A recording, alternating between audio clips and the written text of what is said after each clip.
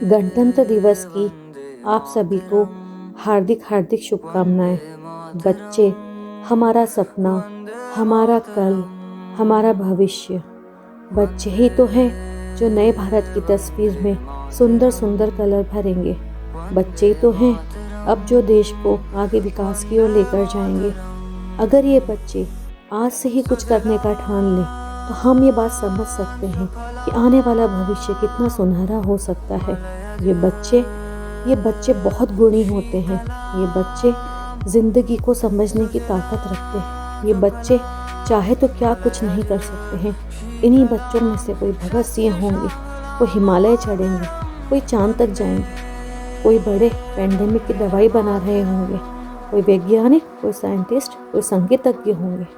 कोई बच्चे नृत्य कला में पारंगत होंगे, कोई बच्चे पर्यावरण के साथ बात करेंगे, कुछ बच्चे जल संरक्षण की बात करेंगे। यानी कुल मिलाकर हमारी प्रकृति को सहेजने से लेकर हमारे घर को सुंदर बनाने से लेकर हमारे भारत की विकास की गति को ये आगे बढ़ाने में सहायक सिद्ध होंगे। बस ज़रूरत है इन बच्चों के दिल में, आत्मा में, दिमाग में उन बीजों के अंकुरण की, जिससे आगे चल के ऐसे फलदायक फूलदायक भारत को सींचने वाले, समझने वाले, छाया देने वाले, सुरक्षित करने वाले कुछ ऐसे बड़े पेड़ बने जिससे हमारी परवरिश, हमारा उनको ज्ञान देने का तरीका, हमारा वातावरण कुछ इस तरह से दृष्टिगोचर हो। कोरोना के इस समय को हमने मिलकर काटा है। अब बड़ों के लिए बूस्टर डोज और 15 से 17 साल के बच्चों के लिए आ चुकी है। हम अपनी दीदी भैया और हम सब मिलकर सबको जागरूक करेंगे टीकाकरण के लिए। मास्क पहनेंगे, हाथों को धोने के बाद ही चेहरे को छुएंगे।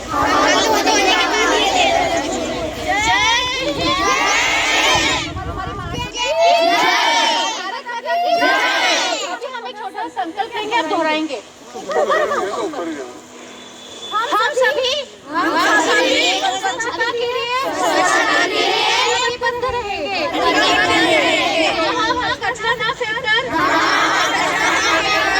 डस्टबिन में डालेंगे। सूखे गीले कचरे को अलग करेंगे। अलग से हम देंगे तो वो रिसाइकल होगा।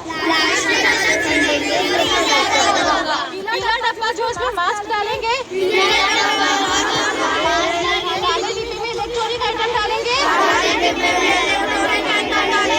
नीले में सूखा और हरे में गीला। उसके अलावा कांच के जो बर्तन फूट जाते हैं उन्हें अलग से नगर निगम की गाड़ी में दे देंगे।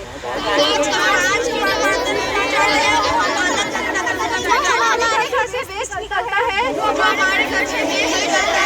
उसे हम उपयोगी बढ़ाएंगे। और सब सफाई की ओर निरंतर प्रयास करते रहेंगे। जय हिंद। एक सेकंड।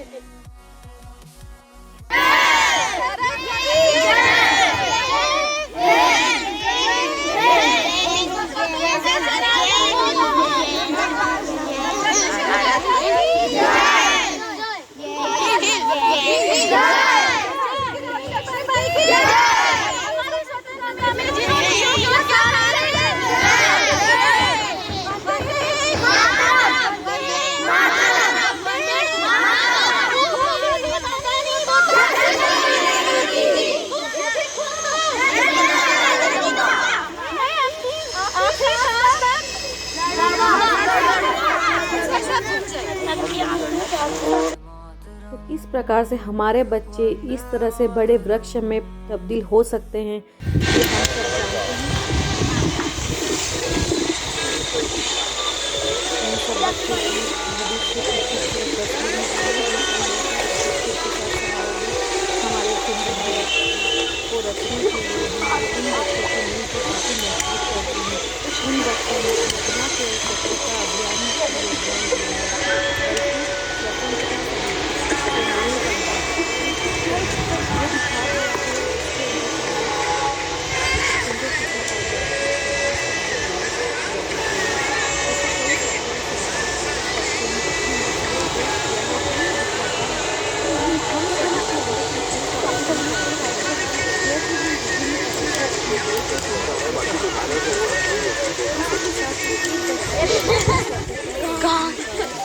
ये भी पता चलता है कि हम सब कितने ही अलग क्यों ना हो, लेकिन हम सबका अगर लक्ष्य एक है, हम सब किसी भी रास्ते से उस लक्ष्य तक पहुंच सकते हैं और अपनी अपनी सेवाएं हम अपने देश को समर्पित कर सकते हैं। आइए इन बच्चों के भविष्य की सुंदर कामना करते हुए, इनकी सराहना के लिए, इनकी प्रयास के लिए हम इनको अभिनंदित करते हैं।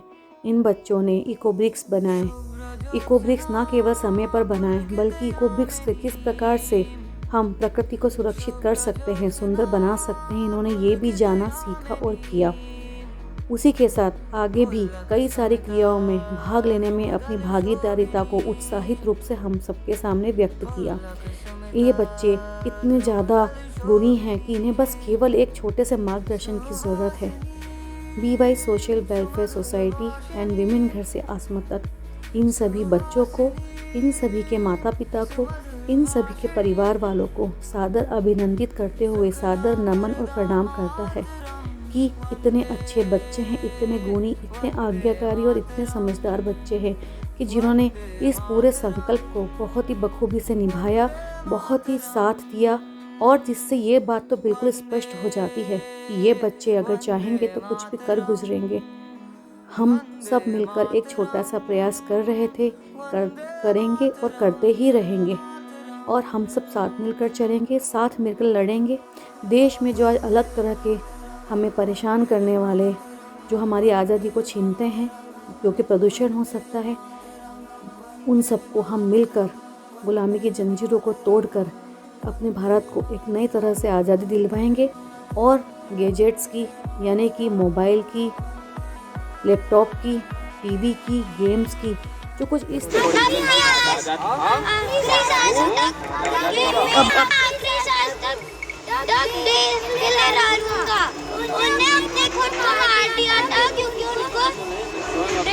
क्योंकि उनको ब्रिटिशर्स से नहीं मना था। जय हिंद।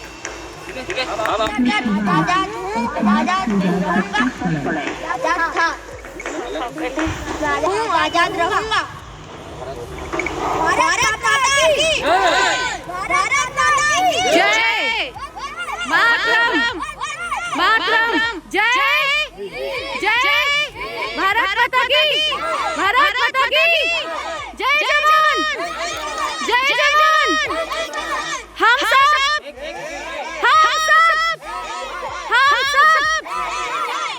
चलो इधर आ जाओ। इसी प्रकार से भारत केवल नारों में नहीं, शब्दों में नहीं, ये हमारी हर क्रिया प्रतिक्रिया में भारत को दिखना चाहिए, भारत बसना चाहिए, क्योंकि भारत हमारी आत्मा में है,